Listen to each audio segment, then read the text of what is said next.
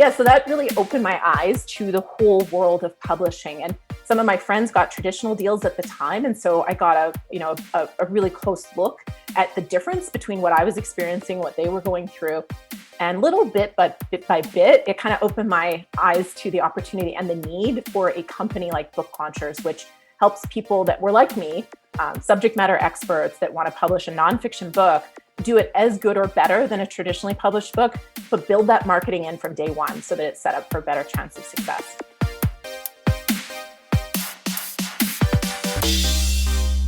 Welcome to the Stark Reflections on Writing and Publishing podcast.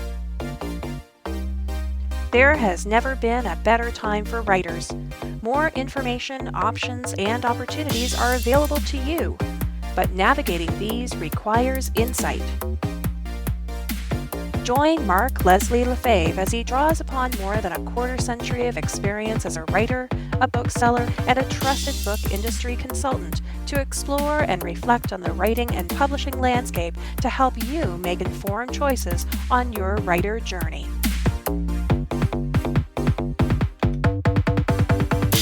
Hello, Reflectives, and welcome to episode 201 of the Stark Reflections podcast. This is your host, Mark Leslie Lefebvre, and I'm still riding high on 200 episodes. As we move into the next century of episodes, I am thrilled to have an interview with Julie Broad. Now, Julie is a #1 best-selling author, entrepreneur, and the founder of Book Launchers. Through this platform and her hugely successful and popular YouTube channel, booklaunchers.tv, she helps nonfiction authors write and market books people want to read. Julie teaches the best approaches to get results, make an impact, and ultimately make more money. She always leaves people inspired, excited, and with clear steps to take immediate action. Her advice for authors and investors has been featured in Forbes, Entrepreneur.com, Yahoo Business, CTV, the Toronto Sun, Medium, and several local and national television programs. Now, I know you'll find my chat with this Canadian-born, US-based powerhouse inspiring and informative, and it's coming up later in this episode. First, I'm going to share a word from this episode's sponsor, as well as some recent comments. This episode is sponsored by Findaway Voices. Now, Findaway Voices is a company I love working with. And I'm going to pause in this ad read to talk about a comment that was sent to me from Adriel, one of my listeners. Hey, Adriel, thank you so much for sending that.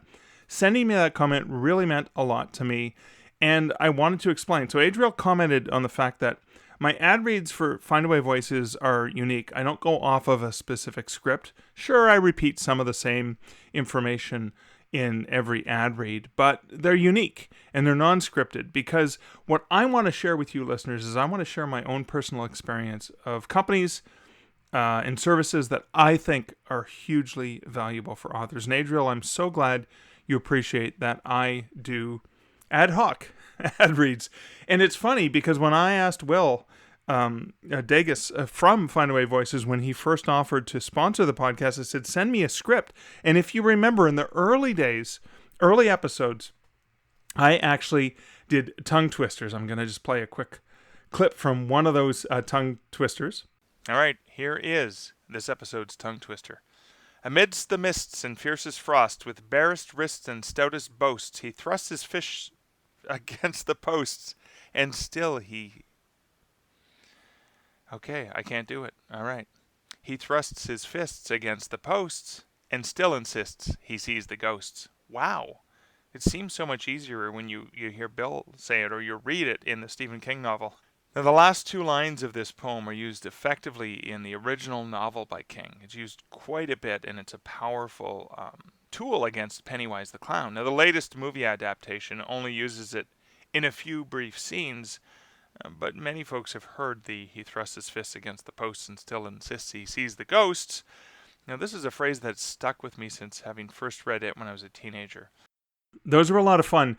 And I think the reason Will wanted me to do tongue twisters is, again, he didn't want a plain, boring ad read. He wanted something fun and spontaneous. And the tongue twisters is a good reminder of, professional narrators versus me in terms of the tongue twisters. So I had a lot of fun with it, but I did get some comments from listeners. Enough comments that I felt that's probably representative of enough people that are annoyed by the tongue twister segment. I even created music for that tongue twister segment. Do you remember that if you're a long-time listener?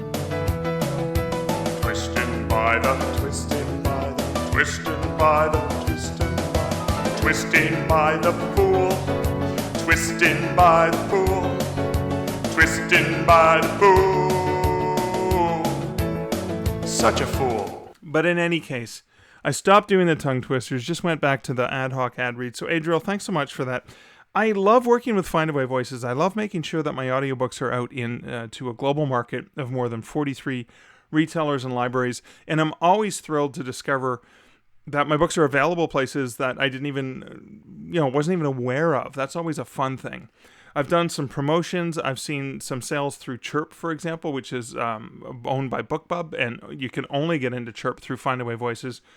One of the other things I love about Findaway Voices is I can control my price at pretty much 98% of all the platforms out there. So with Findaway Voices as an author, you are in control. I constantly leverage audiobook coupons and all kinds of different promotional opportunities that are available exclusively through Findaway Voices. Recently participated in a Nook audiobook promotion, which again, I had through Findaway Voices. So there's so many options. There's so much flexibility. They're an amazing company to work with, whether you are looking for a narrator to work with or whether you have your own files. And if you want to see how you can leverage Findaway Voices for your audiobook experience as an author, you can check them out over at starkreflections.ca/findaway. And now some comments from recent episodes. So recent comments over on Twitter. Edwin Downward, who's at Edwin Downward on Twitter, said, "Wow, 200 episodes of Stark Reflections with Mark Leslie. I discovered this podcast less than 6 months ago and continue to get something out of each show."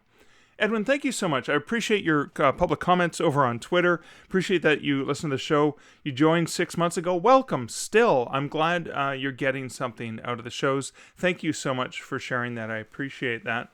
I had some comments on episode 197, which was Rambling Reflections from the Darkness Within. That's where I was just talking about the depression and some of the struggles I was having. I should note that Darkness Within was a bit of a play on words because it's the name of a small press magazine I had a horror story published in, and I purposely was playing on that because it really did feel like the darkness within. I was struggling with that thing that was inside. But in any case, here's some comments from that episode. Connor Whiteley, who is at The Global Author on Twitter, said, "Always happy to listen to Mark Leslie ramble. Hope you feel better now, and I think you've helped a lot of authors. I know when I feel occasionally down, podcasting helps me. It's like talking to 60-plus friends." Thank you so much, Connor. It is true. The podcasting, the sharing, there's something about that creative energy and knowing that you're putting something out there that could potentially help other people that can actually be uplifting.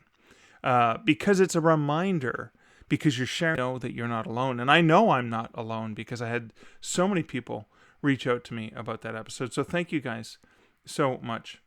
Now, Maddie Dalrymple, who's at the Indie Author on Twitter, said, "I greatly admire Mark Leslie Lefebvre's latest episode of the Stark Reflections on Writing and Publishing podcast, a brave, thoughtful, and thought-provoking real-time experience of a person facing the darkness within. Listen through to the end." Thank you so much, Maddie. Appreciate that. Appreciate that you reminded people to stay through to the end as I kind of worked my way through that struggle. Almost like a light at the end of that tunnel. Maddie also shared separately a really cool short video that she posted on Twitter sporting a red Stark t-shirt that was created by Bibliofic Designs based on actual feedback from a fan who was interested in the Stark logo. So Avery of Bibliofic Designs created that. And now Maddie is rocking this shirt in that video.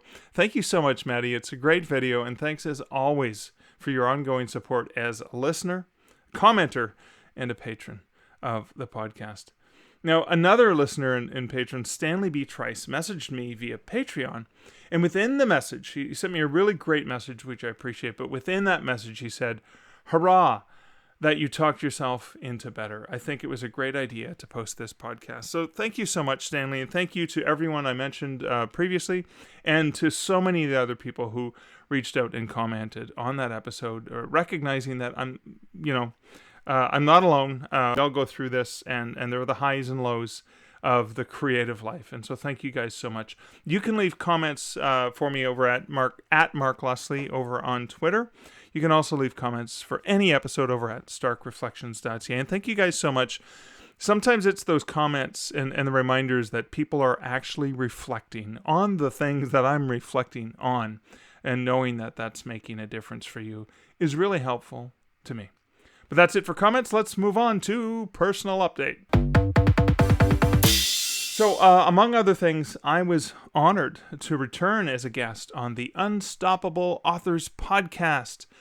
For episode 100, I was alongside Sasha Black, Daniel Wilcox, Meg Cowley, T.L. Clark, Nathan Scammell, and Steve McHugh, as we helped Holly and Angeline usher in 100 episodes. So congratulations to Holly and Angeline. And it was such an honor to be hanging out with so many cool authors as we basically discussed sustaining long-term author career. Great episode. There'll be a link to that in the show notes. And a reminder to you, as announced in episode 200, there's an opportunity for free tickets to Author Bootcamp. So thank you for being a listener or listener and patron of the Stark Reflections podcast. So in celebration, I'm giving tickets back. So you have a chance to win one of several full-day virtual workshop. And this is valued at over $250 US. It comes complete with tools, resources, and action steps to plan for your author success. This Author Bootcamp takes place August 16th, 2021 from 9 a.m. to 4:30 p.m. Mountain Time. MDT. This is with myself and business coach James Kateman. And we team up to help authors define and achieve their goals. Walk through shaping up your writing practice, effective scheduling, dealing with head trash, so you can actually, that's getting in the way of your success, to publishing and marketing strategies. We unpack authoring and we help authors understand how they can create their own plan, whether you're a beginner or even if you've been in it for a while and are just looking for a fresh way to approach it. We worked with author Sarah Cadiz Graham through this program, and she joins as moderator as well as sort of a prototype. So along the way, you can kind of hear some examples of what she has done and how some of the questions and things that we poked around with her has actually changed her career. And there's a link to get access to that over in the show notes, because you have until the end of July for a chance to win. Now, I've received several entries so far and some great comments, and I'm going to be reading, I've had permission from the commenters, I'll be reading some of those in the next episode, but you still have a chance to win up till the end of July 2021. And in addition, because I teased this in last episode, there's an additional bonus, as I'm working out something with Clark Chamberlain, an amazing coach for writers, amazing editor, amazing coach, for offering up one of my listeners a 1-hour Story Stuck consultation with Clark. I've done this, and it has been groundbreaking for me. Now, all patrons, if you are a patron, you're automatically already entered. So basically, at the various levels, you'll have 1 entry, 2 entries, or 3 chances to win just for being an awesome patron of the podcast. And thank you, patrons who support this podcast over at patreon.com/starkreflection. And any listener can add themselves in for a chance to win using a form that's going to be located for episode 201 at starkreflections.ca. And stay, because guess what? Next week, episode 202, I'm offering something else for you to win. Why? Because celebrating 200 episodes is a big deal to me, and I want to give back as much as I can to you, my awesome listener, because I love you. Thanks for hanging out with me. And okay, one last update for my personal update. I've got a TikTok account. I don't have a lot of followers, and that's okay. But there's one thing I'm really, really sad about, is I posted a duet me, a hashtag duet me. And it's a scene from Planes, Trains, and Automobiles. It's a scene in the car. It's the you play with your balls a lot scene. I don't care to breathe your foot odor. Leave the shoes on. Gee, it must be swell to be so perfect and odor-free. You know, there's plenty of things about you that bother me, but I'm decent enough not to bring them up. Really? That's right. Really? What do I do that bothers you? I'm just Well, curious. there's lots of things. that Name you do. one. Why don't you There's name quite one? a few things. You want me to name one? Yeah. Fine, man. You play with your balls a lot.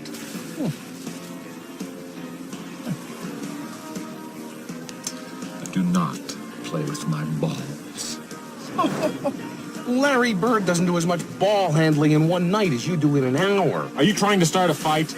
No, I'm simply stating a fact, that's all. You fidget with your nuts a lot. You know what would make me happy? Got a couple balls and an extra set of fingers? Now, what a duet is, if you're on TikTok and you understand what a duet is, cool. If not, just for people who don't know. What it is you post a scene potentially with dialogue from a movie or TV show or whatever, and you lip sync to one of the roles, and then someone comes along, and the duet is they have the opportunity to have a parallel video that's positioned right beside yours, and you have the dialogue with them, at least the lip sync dialogue. So I'm playing the straight man. I play Steve Martin's Neil Page, and you get to be the funny person with all the funny lines. You get to be John Candy's Del Griffith. And so I pushed this out several weeks back, and nobody has duetted with me. I just really want to play around. I've done some duets with some other people, and it's been fun. And I thought, well, this is cool. It's like one of the best movies of all time. Won't somebody please duet with me? So if you're on TikTok, come on, go check it out. There'll be a link to it over in the show notes. Well, that's it for the silliness and the intro for this episode. Why don't we get right into this fascinating conversation with Julie Broad of Book Launchers.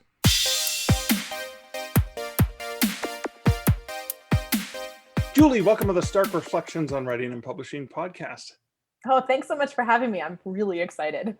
This is so fun getting a chance to talk to you because I've watched your videos online for ages, and it's like, oh my God, I've got a star in my midst here. This is really an exciting moment for me. So thank you. And I felt the same. I'm like, I've been listening to you on podcasts for so long. I'm like, I'm going to be on a celebrity show today.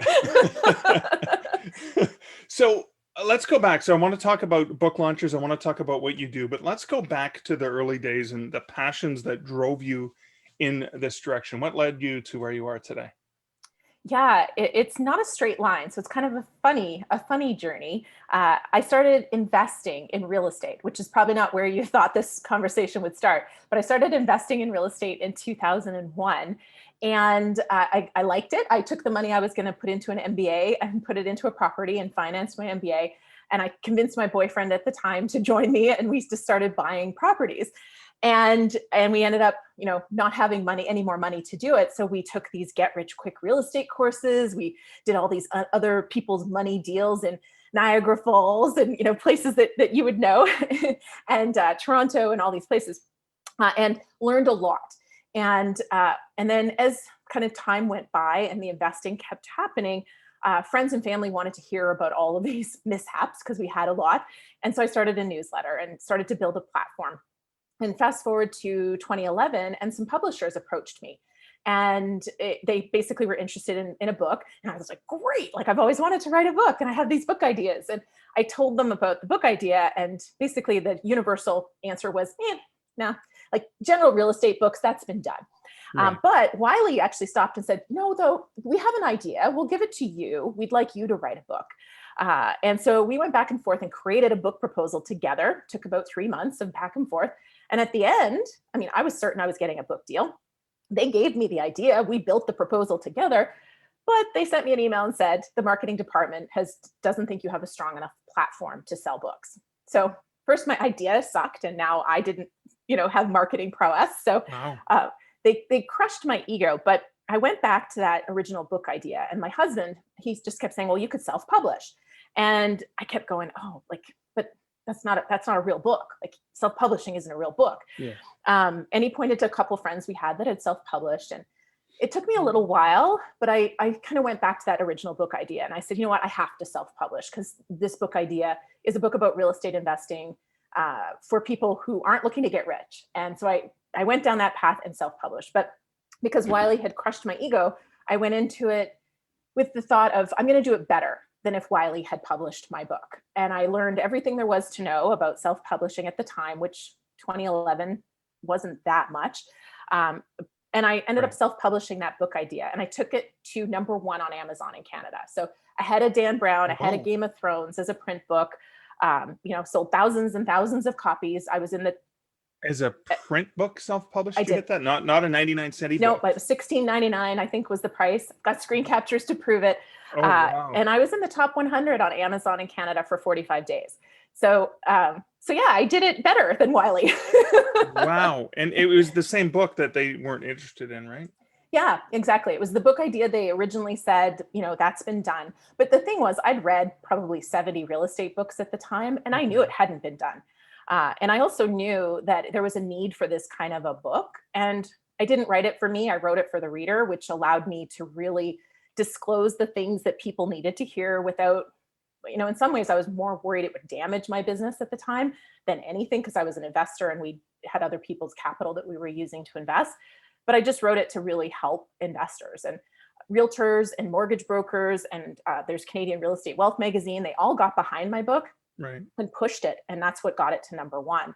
And some luck. I mean, really, there was no other major books that I was competing with for it to hit, when it hit #1. But yeah, so that really opened my eyes to the whole world of publishing. And some of my friends got traditional deals at the time. And so I got a really close look at the difference between what I was experiencing, what they were going through. And little bit by bit, it kind of opened my eyes to the opportunity and the need for a company like Book Launchers, which helps people that were like me, subject matter experts that want to publish a nonfiction book, do it as good or better than a traditionally published book, but build that marketing in from day one so that it's set up for a better chance of success. Wow. So a couple things, because listeners are probably curious. What was the title of the book? Is it still available? Yeah. More Than Cash Flow. And yes, it's still available. It still sells quite well in Canada. I still get emails from realtors saying it's what they give their clients who say they want to invest in real estate. Awesome. And then how did you do it? Because this was early days. There in 2011, there weren't as many opportunities available. I mean, there were probably way more sharks and pirates and all the scam artists in the industry out there. How did you navigate your way through that? And then obviously you must have applied a lot of that into Book Launchers to help authors with the right path so they're not going to get scammed. Yeah, I mean, way back then, it was 2013 by the time the book came out. 2011 was kind of when the traditional publishers closed the door on it for me. There was the only book that I found on the subject was Ape, author, publisher, entrepreneur, I think was what it was. Yeah. And then everything else was online resources. But really, like I did have a bit of a platform. So I had a real estate training and education company. Okay. And so I had about 10,000 newsletter subscribers. And then I also had colleagues and friends and family in the industry. So as my book was coming out, I was reaching out to them, letting them know that it was coming out and what it was going to be about, which was the real risks of real estate investing. It wasn't get rich. It was, hey, listen, more doors means more toilets, means more tenants, means more problems. So here's some things you want to consider, because a lot of the training was all about, get these fancy deals with these fancy numbers and you're going to make all this money. But we did those and we ended up with a crack house and a property manager who got charged with manslaughter, a property manager that robbed rent money from us. So these make great stories, which is why the book did well. No kidding. So yeah, I mean, a lot of this was other people supporting the book. And so that's why I can't emphasize enough the power of your network and to be building strong connections well before a book ever comes out. Because this book never would have got to #1 if it weren't for really, in particular, these two brothers that own a real estate company in Toronto called Rockstar Real Estate. Once my book broke top 100, they kind of just said, hey, let's make your book #1. And they emailed the heck out of their audience and their list, and they really just kept pushing. And I laughed at first when they said they wanted to make it #1. I was like, yeah, thanks guys, that's cute. But yeah, so do I. But I really didn't believe it. But they went really gangbusters and supported it enthusiastically. It wouldn't have got to #1 without them.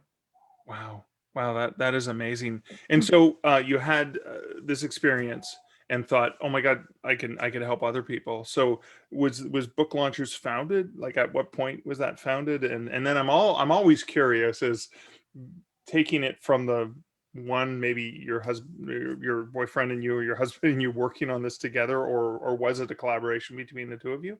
How did that expand? Yeah, the book, you mean? Was it a collaboration?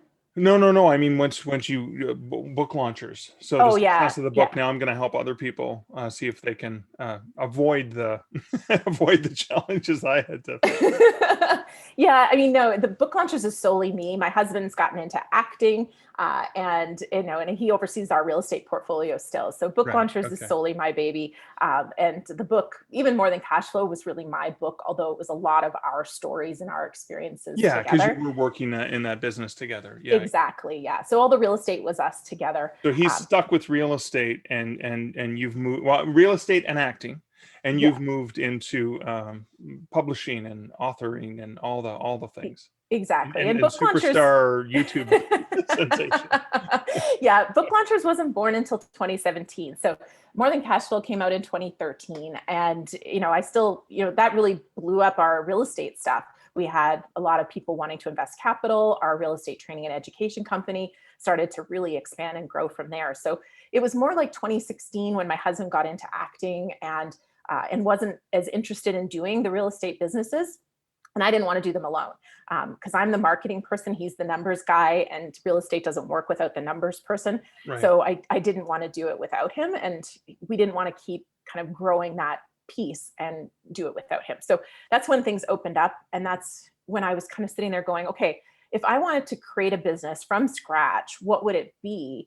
And I was drawn to publishing, but I really wanted a solution that I would hire that would also create a job that I would want to work for. Like I wanted to create a company that I would want to work for. Right. And so it took me a little while to kind of come up with what that would be and, to dream up book launchers. But that's kind of when I launched it, was 2017. And it's been going really strong since then. It's been fun. I have to ask, because you have such a presence in your videos. They're so well produced. They're so dynamic and exciting and riveting. Is there an influence of your husband's sort of acting prowess and his background in that area, or is that just an interest you've always had? Well, I started, so it's nice that you say that. Thank you. My first videos were for our previous real estate training company. So if you were to, and I don't really ask you to do this, but if you were to look up old videos with Julie Broad in real estate on YouTube, you would see that I did not have that 10 years ago, 11 years ago when I started YouTube videos. Okay. So the answer to that is really, I've done thousands and thousands of videos now. And I love it. I love it. It's next to writing, it is my favorite thing to do. And I know it helps a lot of people who aren't necessarily going to hire our company, which is important to me too. So, it's all that giving back, but also sharing the knowledge, because I believe there's so many people with great stories that should write great books that will choose different ways to do it. But I also want to help them avoid the scammers, because there's some tremendous scams and predatory practices in the publishing industry. So I'm very passionate about helping people navigate that and make the best choices. There's so many people that have good intentions. So one of the saddest things I get is somebody who has a book that's edited that isn't good. And they've done the right thing in hiring editors, but they hired a copy editor when they really needed developmental editing. Right. And they just didn't know. So, that passion is really me trying to help people and want to help people, but also, lots of experience doing videos and knowing that you need to entertain while you educate so that you can have an impact. Yeah. Well, I love that, because there's so many videos that you have that are helpful, tutorial, walkthrough, explain things. So it's all free content, which is, again, it's great content marketing, obviously, as publishing author people, we know this. But then please explain, when somebody hires book launchers, what are the various things that you can do? Because you can kind of take an author, specifically you talked about like a subject matter expert, and you can say, okay, you've got your idea, you've got your book or whatever. At what point can they hire you? Can they hire you when the book's done? They hire you when they're thinking that they might want to write a book? How does that work? Yeah, I mean, in the early days, we took people at all phases, but what we've learned is that once they're past a certain point, which is usually past copy edit, they've missed a lot of really important things in the book that would set it up for marketing success. And so a big thing that we do that makes us very different is we're there with you when we're marketing. So, as much as you keep all rights and royalties and are fully independent, every month we're running Amazon ads, we're pitching you for speaking, we're pitching you for podcasts, live events. There's a whole bunch of things that we're doing on the back end. So we won't succeed. And so it doesn't look good on us if you're paying us for service and we're not hitting the mark, but we're not hitting the mark because of things that should have been in the book early.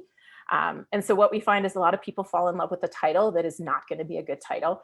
They haven't done work on their table of contents. And the table of contents, a lot of people don't spend enough time on table of contents, but if you have a great table of contents, that lands you speaking gigs, that gets you media attention. Those chapter titles, as little salespeople, they're tremendously powerful. And the number of people that have Finding Your Why, Introduction, and Conclusion as chapter titles, I can't even tell you.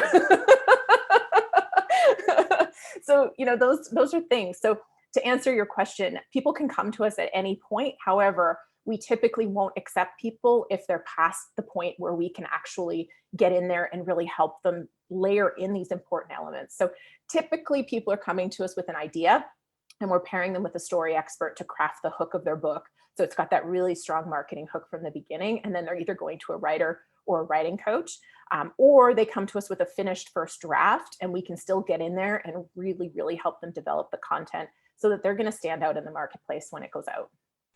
Wow, that is quite a bit. I'm so fascinated that you talk about sometimes it's too late to market the book until you've put the work into the book, recognizing how you're going to market it.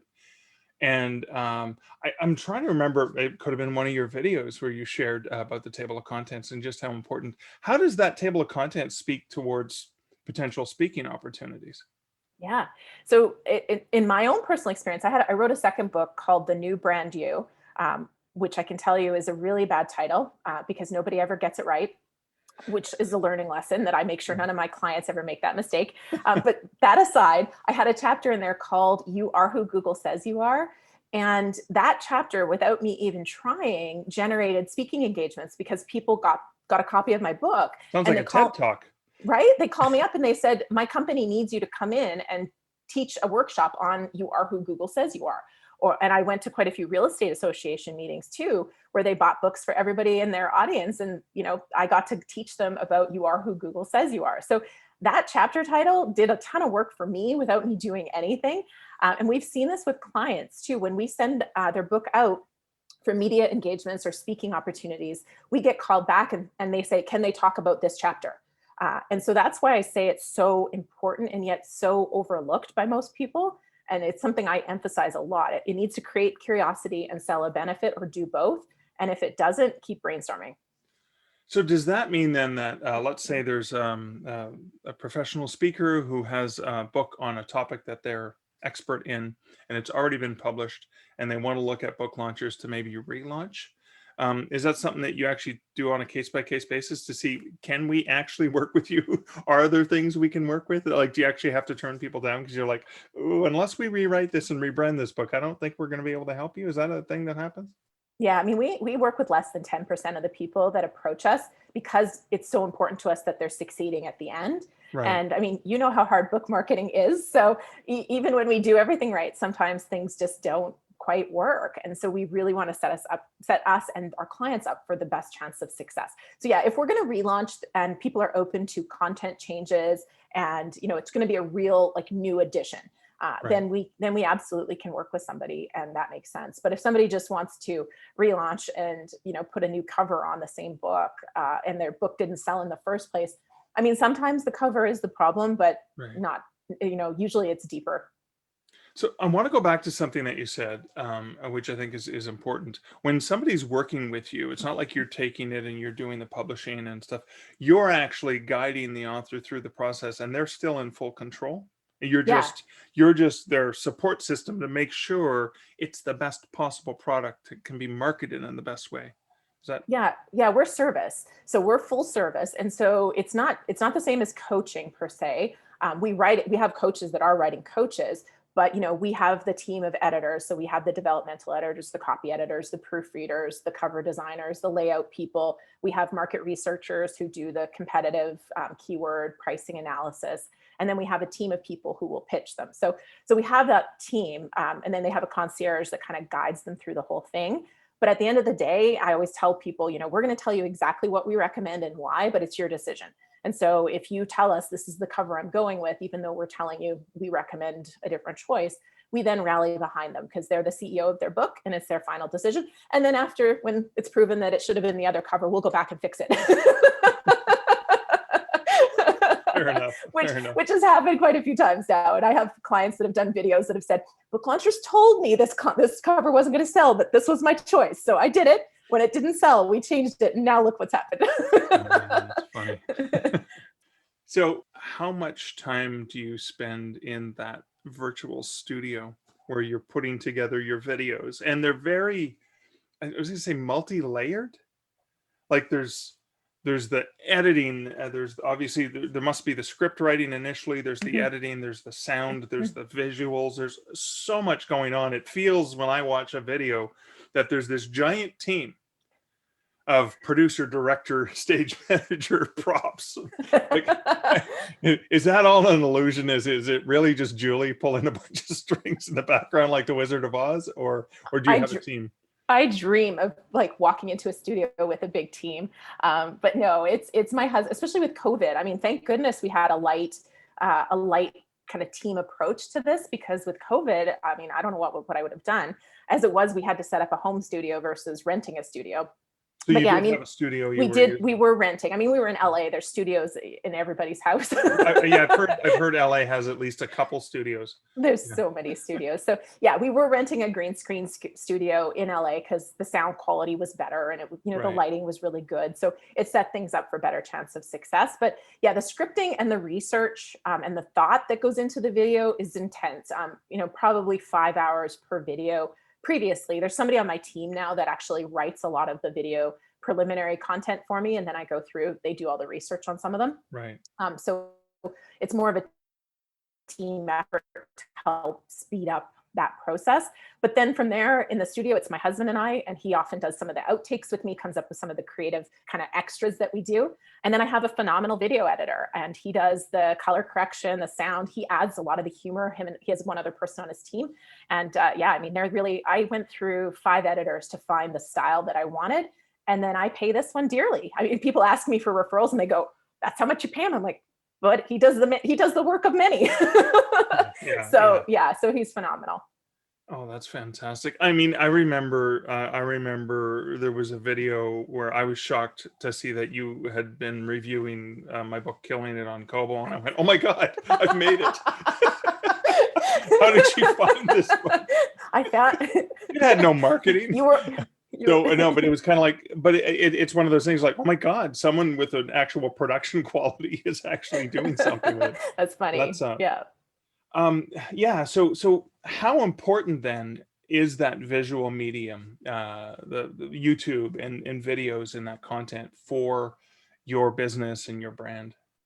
I mean, for me, it's been vital. We're launching into a space where we have a lot of competitors, and arguably you're competing with everybody who offers any service in this space at all. And it's really helped me build relationships with people and build trust with people too. So a lot of our clients have watched 20 videos before they talk to us, and say they already understand our approach. But it's also been really, for all the authors listening, it's helped me sell books because I have a new book out, self-published and succeed. And I built my entire book army was solely of my YouTube. I call them my YouTube besties. So I have a core group of probably 50 to 60 people who comment on almost every video that comes out. Right. And so those are my YouTube besties, and they were my book army. They were my early reviewers. They were the people spreading the word. And that's really important for authors. And that relationship was just built, like they'll probably never become, some of them become book launchers clients, but many of them don't, but they're supporters and they become friends. And so that's a thing that, because it's interactive, right? You can comment back and you can do lives and things like that. It's my favorite medium for that, because you can build relationships with people that are useful for them, but also, valuable to you. Is that because when they see you and they hear your voice, they feel, even if they've never met you, oh yeah, that's Julie. She's like, it's like the buddy I go out for coffee with or whatever. Is that that's the kind of feeling that they end up with? Yeah. And I mean, a perfect example, I'm in a hotel in Las Vegas right now and, looking for homes. And I was sitting If in the there's anyone lobby. out there. Yeah, right. That needs to sell a house. But yeah, I was sitting in the lobby and with my son eating breakfast. And this woman came up to me and she goes, I watched your videos and my book was a bestseller because of you. So just wanted to say thank you. And she goes, and then she looks and she goes, this must be Jackson. And I was like, oh yes, that's Jackson. You get this like weird. Uh-oh. And I'm like, yeah, that's my son Jackson, because Jackson's made an appearance on some of the videos. So yeah, so that's the feeling, and I love it because people come up to you and they say things like that. It's rare that that's happened like randomly in my life, but yeah, it is. I think it's like really now I cool. get that all the time. I don't. Usually it's at conferences, which is normal, right? Because it's kind of a space of people that would know the you, audience, yeah. not at a random hotel where you're living. Oh man. So you just recently released, so I was going to ask if your writing had been impacted by all of the work you do behind the scenes helping other authors. But it seems like you're actually still been able to produce. Kind of. I mean, I started that book 2 years ago and it just came out this year. It was impacted because our company has grown dramatically. We're now up to 19 employees and we have 48 contractors. So the team has grown substantially, which has taken a lot of my time to make sure that as you grow, the culture doesn't dilute and that you're bringing the right people onto the team. But also the team made a big difference, right? So the difference between this book and my first two books is that I did have a team. So there was a whole bunch of people that could keep the book moving forward when I was not able to. Right. So I want to dig into some questions about the logistics and stuff. So first thing I want to ask is, you help authors avoid the scams and all of the weird thieves out there looking to try and take advantage of them. What are some of the signs? What are some of the things authors should look for when they're looking for a service provider to help them with their self-publishing? Yeah, I think one of the first kind of scams is kind of that whole like they approach you, right? They have found you and they're interested in your book and they kind of seek you out, which, happens in real life. Like when it's not a scam, so very rarely. Like you have to have an incredibly topical, rare story for that to happen. So that's usually one of the first things is as much as you want to believe you were chosen, that's actually them kind of coming after you. So that's one of them. The other big thing is just to make sure that you're reading that contract carefully and that that it's in your favor. Because most of those contracts are just protecting that company and they do nothing for the author. So that's kind of the other thing, is to kind of read through that contract very carefully and watch out for that. And then the other piece I always ask is when a book is sold, who's making the money? Because a lot of the companies are taking a ton of the royalties from you, even though they call it self-publishing and they're collecting all that. And at the end of the day, you're getting very little. And then you also have to ask when they're paying you and how they're paying you, because a lot of people don't get paid. Yeah, that is kind of funny. Hey, if I want to make that little in royalties, I'd go with traditional publishing, right? Well, and that's kind of what I always tell people. I'm like, if you're going to make $1 per book, then you should you should try and get that traditional deal, because and at the end of the day, even some of these companies, you might own the rights, but they don't give you the source files to the book.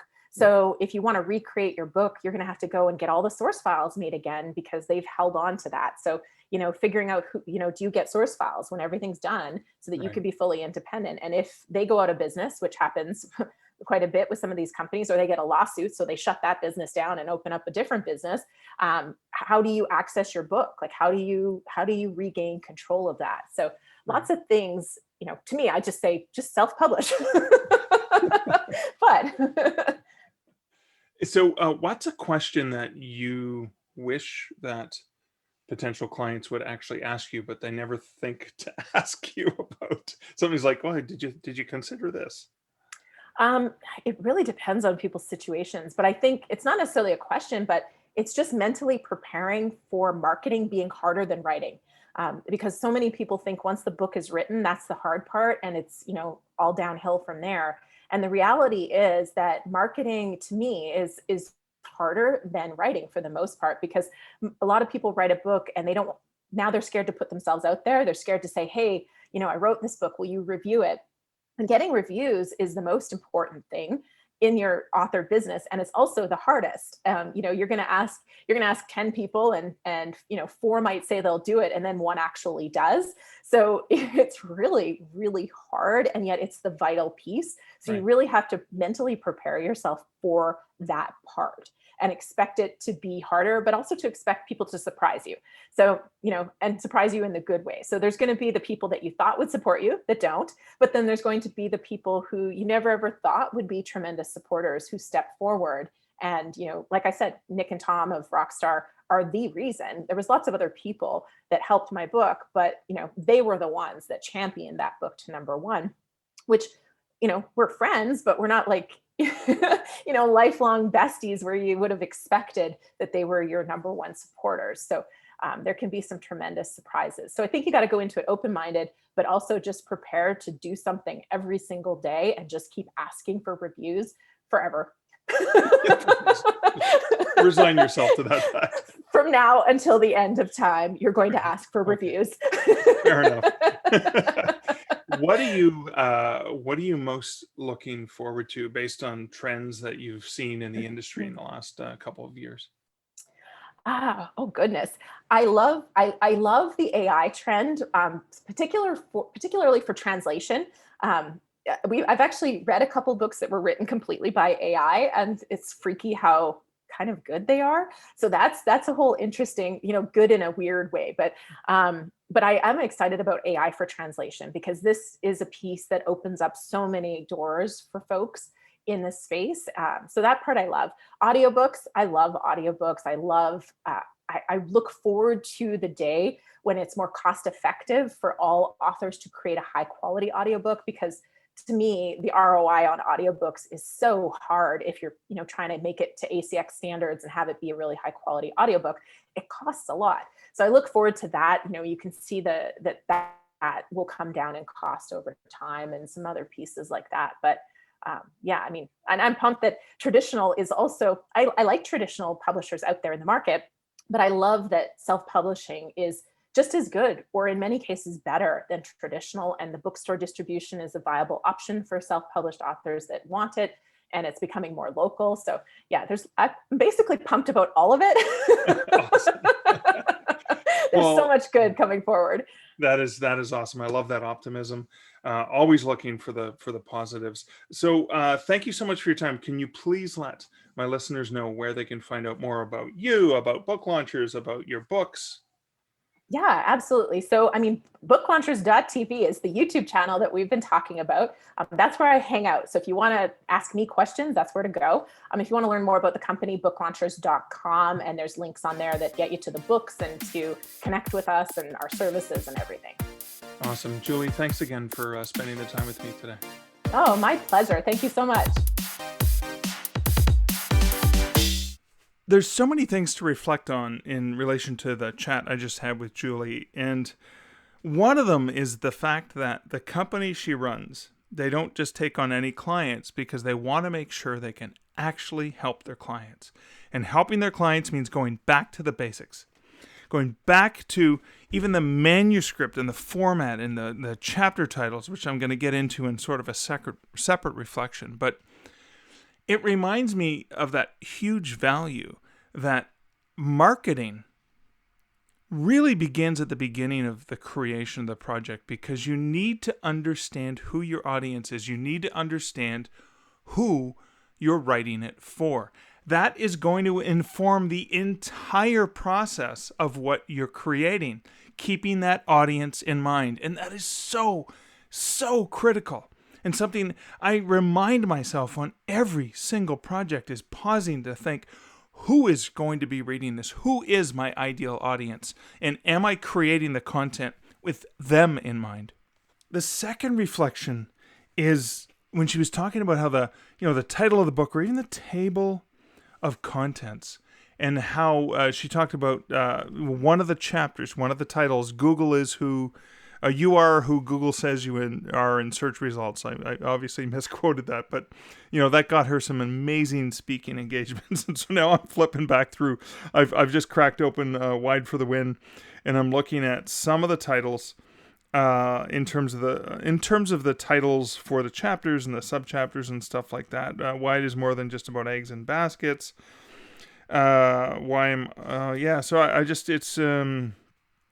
You've been wide and you're not selling. So again, I never really looked at that.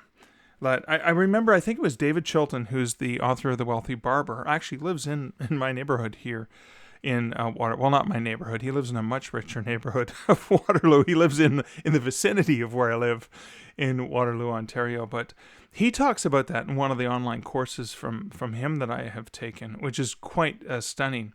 He self-published The Wealthy Barber years and years ago, and it was a perennial bestseller. When I was a bookseller for almost my entire career, when I was working in bricks and mortar bookshops, The Wealthy Barber was what we would call a core title. It meant it was a book you could walk into almost any store across Canada and find it in any single bookstore because it was that high in demand. There are certain titles like that. I think The 7 Habits of Highly Effective People, Julia Cameron's The Artist's Way. Those are some of those core titles. But anyways, The Wealthy Barber was one of those. But that was a self-published book by David Chilton. And he's a brilliant business person. But he talks about that value and the importance of the table on contents because, again, his online course is very much geared towards helping nonfiction authors as well. But I love that Julie works with authors and pauses to help them understand the title. I remember, if you're a fan, you're most notably a fan of Joanna Penn of The Creative Pen, and she talks about that with her first nonfiction book on work, on careers, and how she changed the title to more effectively capture keyword searches, but also effectively capture the mind, the heart, the spirit of what people are looking for. And so that's something I'm going to be doing. I am working on a book, Publishing Pitfalls for Authors, and I'm going to very consciously take a look at the chapter titles and not just lay them out for what the chapter title is, but maybe lay them out in terms of thinking of search engine optimization, or SEO for short for. Anyways, those are just two of the reflections of this fascinating conversation with Julie. There are links, of course, to booklaunchers.tv. I highly encourage you to go check out those videos. I'm a huge fan of Julie. So glad that I got to have her on the podcast, and so glad I got to learn directly from her, and hopefully you found something to learn and something to reflect on. Thank you for listening to the Stark Reflections podcast. This has been episode 201. If you like the podcast, a few things you can do to help me is you can leave a review on the podcatcher of your choice, or better yet, share this podcast with someone that you think would find value in it. That way you're kind of paying it forward, you're helping me, and you're helping that writer that you want to help inspire and help them become a little bit more reflective. Thank you for being a reflective listener of the podcast. Until next week and next episode, this is Mark Leslie Lefebvre wishing you great writing and good Stark Reflections. Thank you for listening to the Stark Reflections podcast. You can find show notes for each episode at starkreflections.ca.